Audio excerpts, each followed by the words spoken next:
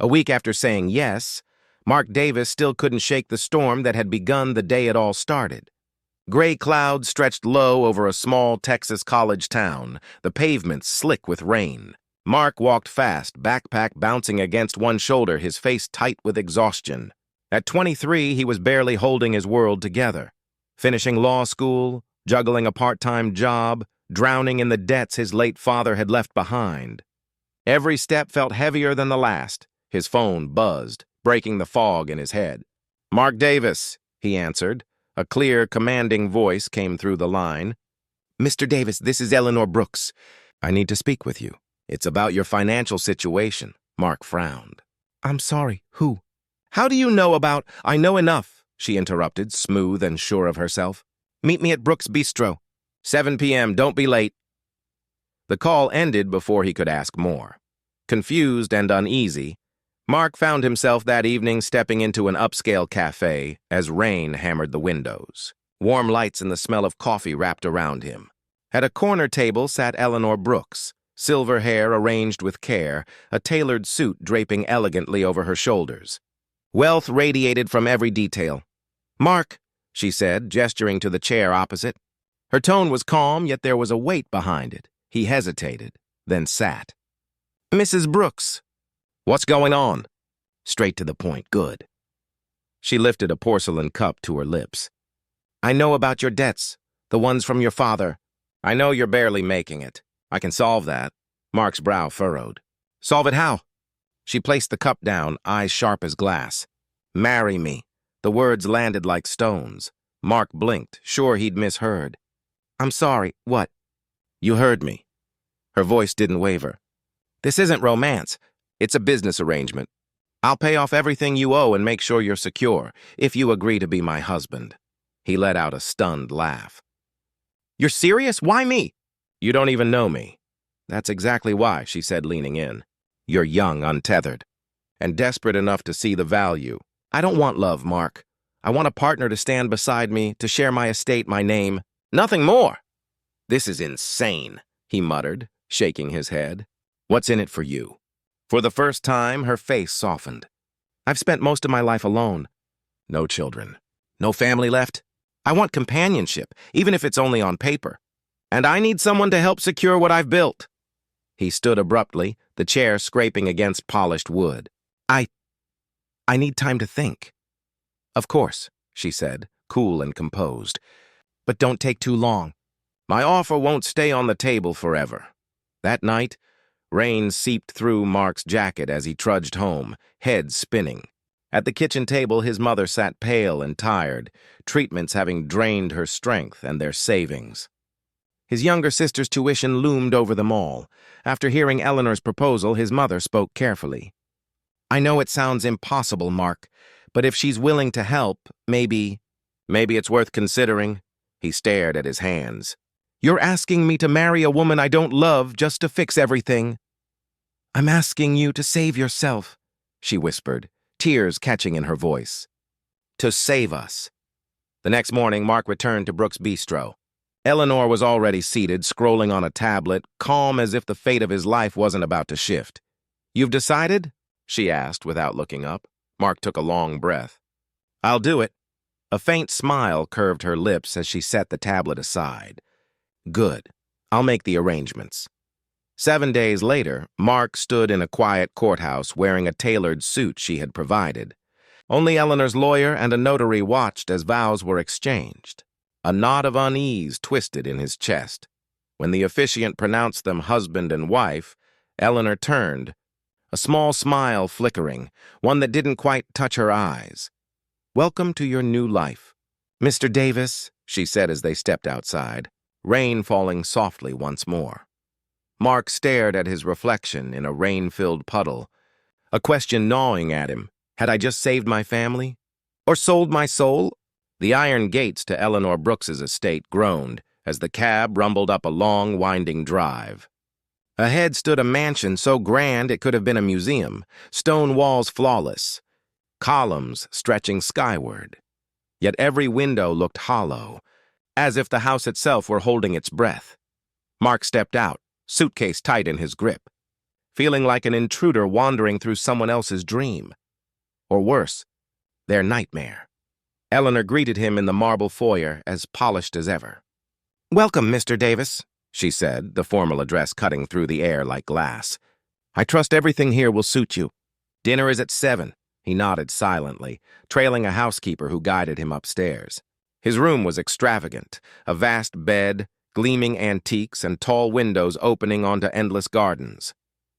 But beneath all that beauty lingered an unnatural chill, as though no one had truly lived there in years. That night, Mark sat rigid at a long dining table, Eleanor poised at the opposite end in silk and pearls.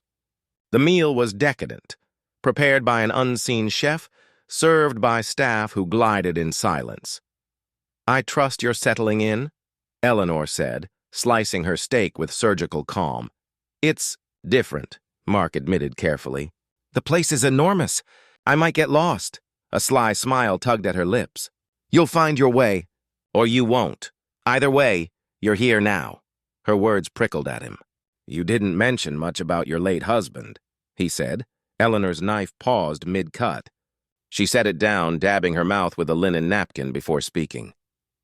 "He was a businessman like your father. Their paths crossed once or twice." Her tone cooled. "Not every meeting ends well." Mark's pulse jumped. "What do you mean?" She met his gaze, eyes gleaming like polished steel. "Let's just say, unfinished business has a way of clinging to the living." She lifted her wineglass, her smile unreadable. "But that's behind me." "You'll soon see why you were the right choice." Her cryptic words lingered long after dinner ended.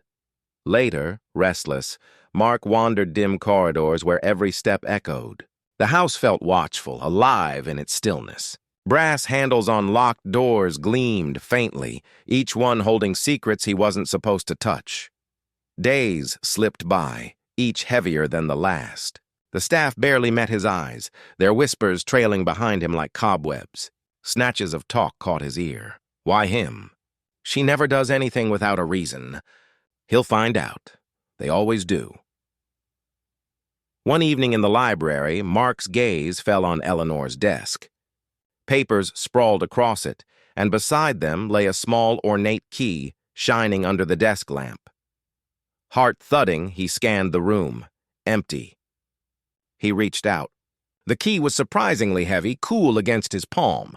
Could this unlock one of those doors? He glanced at the hallway where moonlit shadows flickered against the walls, then slipped the key into his pocket. That night, lying awake in the grand bed that felt more like a cage, Mark turned the key in his fingers.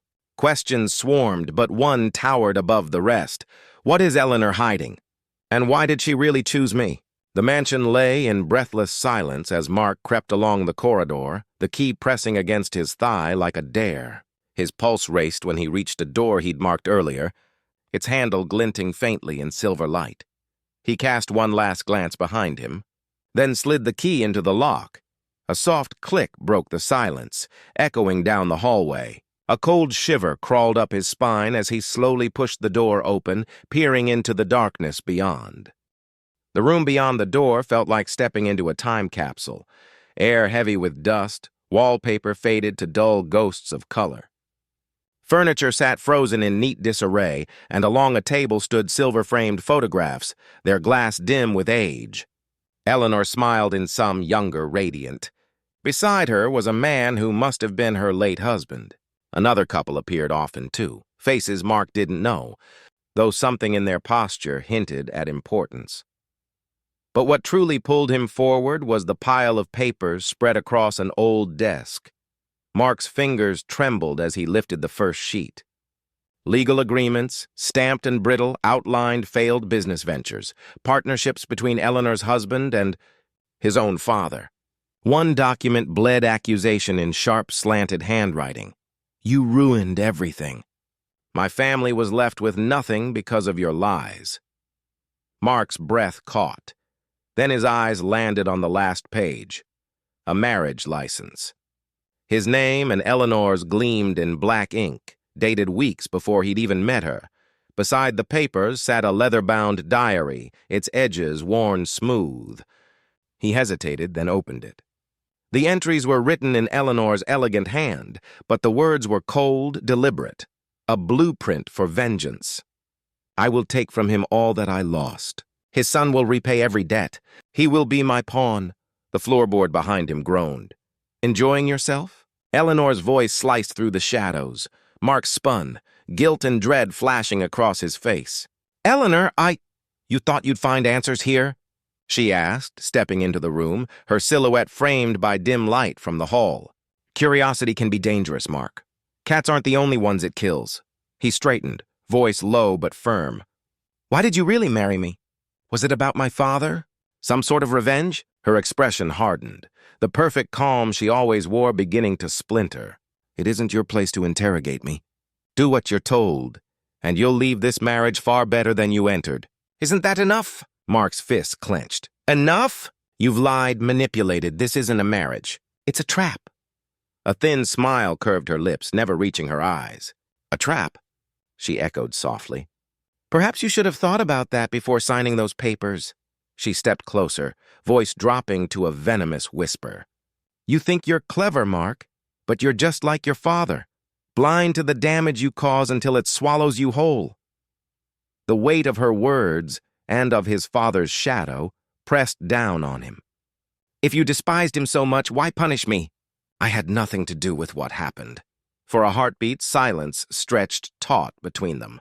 Then Eleanor turned away, her heels sharp against the wooden floor. You're in deeper than you understand. Stay out of matters beyond you. She left, her footsteps fading into the hall's darkness.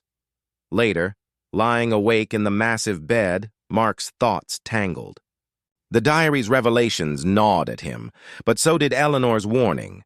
Was revenge her only motive, or was something else at play? A faint murmur drifted from down the corridor. Mark slipped from bed and padded silently toward her study. Pressing an ear to the door, he caught Eleanor's voice, crisp and commanding. Make sure the transfer is complete. We can't allow him to back out. Time is running out. Mark's blood chilled. Whatever she was planning, he was caught in its center. The next day found him in the vast library, staring into the fireplace as fear and confusion churned. The estate, once intimidating, now felt like a gilded cage, every polished surface hiding a threat. That evening, he sought out Mr. Harris, the head butler, a man with kind eyes and an unshakable calm. Mr. Harris, Mark said quietly, I need your help. Something's not right here. The older man regarded him with a long, knowing look, hands clasped behind his back. I was wondering, he said at last, how long it would take before you came to me. You know something, don't you? Mark pressed. About Eleanor. About all of this. Mr. Harris hesitated, gaze drifting toward the darkened corridor. You're not the first young man to find himself tangled in Mrs. Brooks's world, he said slowly. She's clever, resourceful, and ruthless, Mr. Harris said quietly, his eyes clouded with something that looked like regret. When it comes to her goals, there's little she won't do. Watch your back, Mr. Davis. Mark felt his chest tighten. Then why stay here if you know what she's capable of?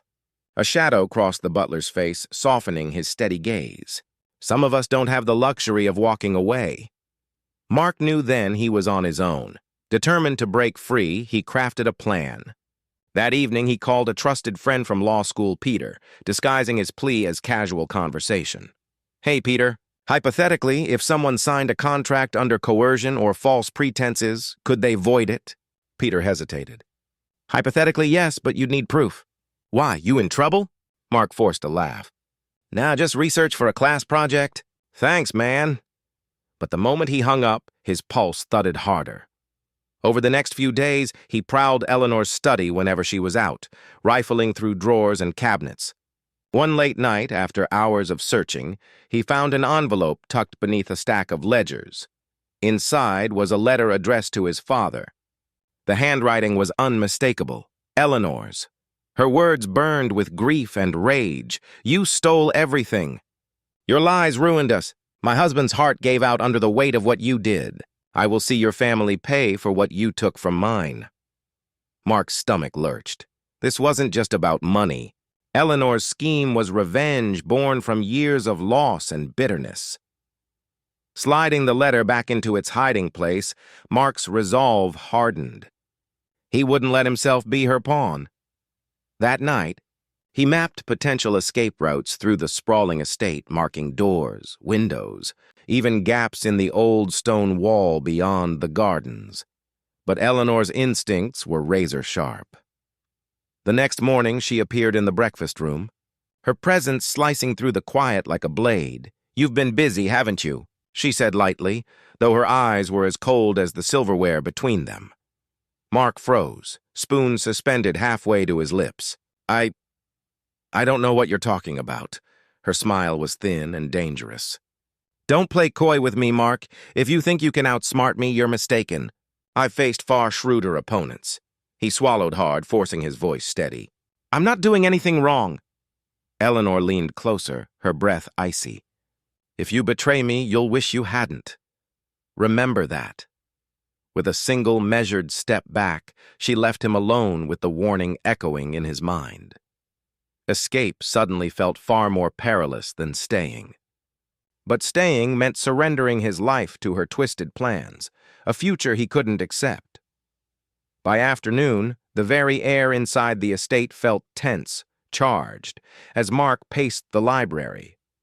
The private investigator he'd quietly hired had just slipped out, leaving behind a bitter truth.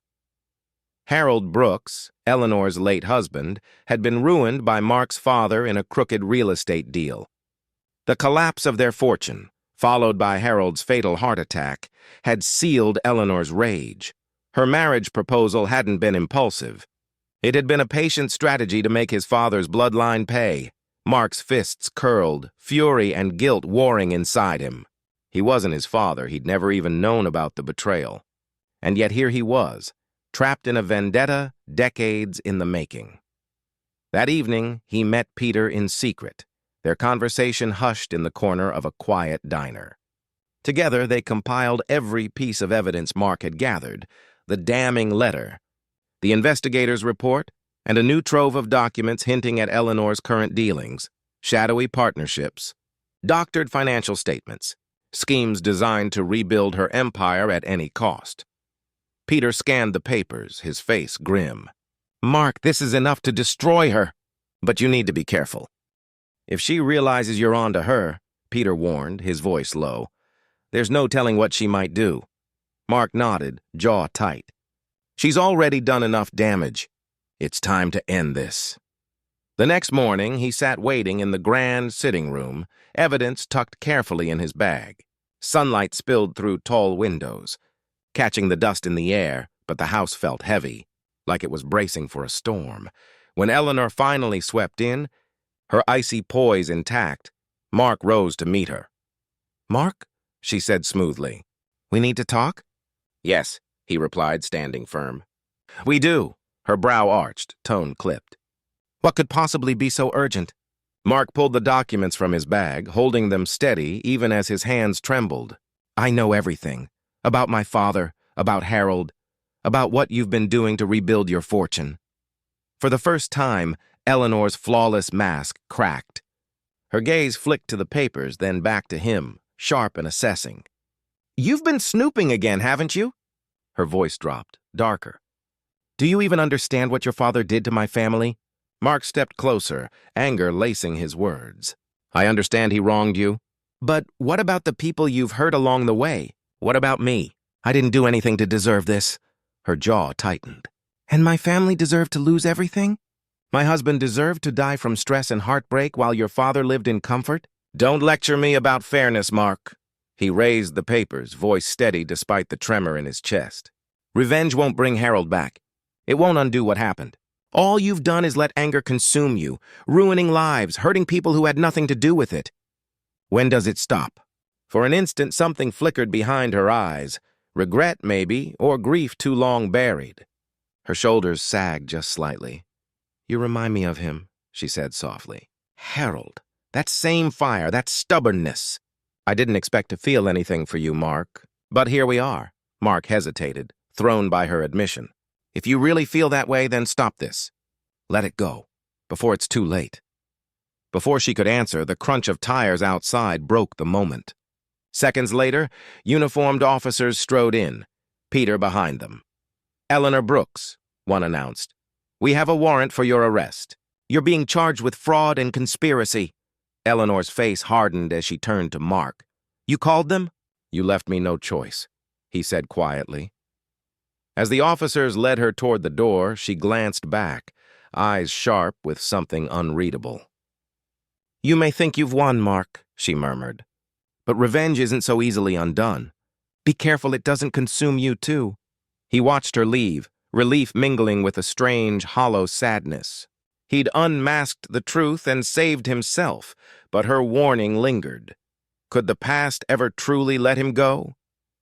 Weeks later, the sharp crack of a gavel echoed through a courtroom, closing Eleanor Brooks's trial.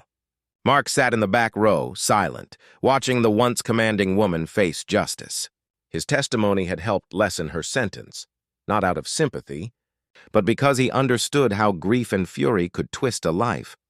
As guards led her away, Eleanor turned, meeting his gaze for the first time since that morning. No icy calculation remained, only a faint, almost apologetic nod. Days later, Mark returned to the estate one final time. The house, once suffocating, felt strangely empty now, its silence free of threat. The lawyer handed him a sealed letter in Eleanor's elegant handwriting, along with the property deed. "It was never about the money, Mark," the note read. "It was about closure. Harold deserved justice, but I lost sight of what mattered.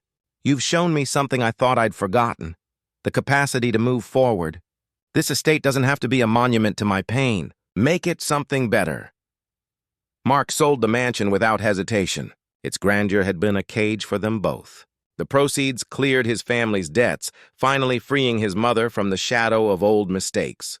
With what remained, Mark used part of the estate's proceeds to create a scholarship fund in Harold Brooks's name. It felt right. A way to honor the man who had become an innocent casualty in a feud neither of them had asked for. Returning to law school felt like stepping into sunlight after years of fog. This time, Mark was determined to use his skills for something good. He interned at a legal aid center, helping people who, like Eleanor, had been wronged and left without a voice. One crisp autumn afternoon, a letter arrived. The handwriting on the envelope was instantly recognizable. Mark carried it to a quiet park bench near campus, heart racing as he unfolded the paper. "Mark, I've had much time to reflect. For so long I believed revenge would heal the wound Harold's death left behind. I see now that revenge is its own prison. Your kindness, even in the face of my failings, showed me something I didn't expect. Forgiveness is strength, not weakness. Thank you for being better than the world around you, and for showing me we can break the cycles we inherit. I hope you find the happiness I never could." Mark read the words twice, then folded the letter carefully, sliding it into his jacket pocket. A strange calm settled over him, like a door had finally closed on a dark room. A year after Eleanor's arrest, Mark stood at a modest ceremony. A group of students gathered before him, the first recipients of the Harold Brooks Scholarship for Second Chances. Behind him, a simple bronze plaque caught the afternoon light. He spoke with quiet conviction. "This fund isn't just about money. It's about creating opportunities for people who might otherwise be forgotten. It's about turning pain into purpose and proving that no mistake has to define a life." Afterward, as the crowd drifted away, Mark stayed behind, sitting alone for a moment. He thought of the chaos that had led him here, of Eleanor's rage, his own fear, and the choices that had pulled him through. For the first time in years, he felt like he was walking a road meant for him. Rising, he slipped Eleanor's letter from his pocket, brushing a thumb over the signature. He smiled softly, tucking it back inside his coat as he headed toward the open sky. The weight of the past felt lighter now, replaced by a steady warmth. The kind that comes from understanding, from forgiveness, from choosing to build something new. Thank you for joining us on this journey of resilience, redemption, and forgiveness. Mark's story reminds us that even in the face of betrayal and hardship, the choices we make can guide us toward healing and new beginnings. If this story touched your heart, don't forget to give it a thumbs up and share it with friends who could use a little hope today. And if you haven't yet, Subscribe to Soul-Stirring Stories for more heartfelt tales about compassion, forgiveness, and the power of second chances. Until next time, take care, and remember to cherish the lessons life brings.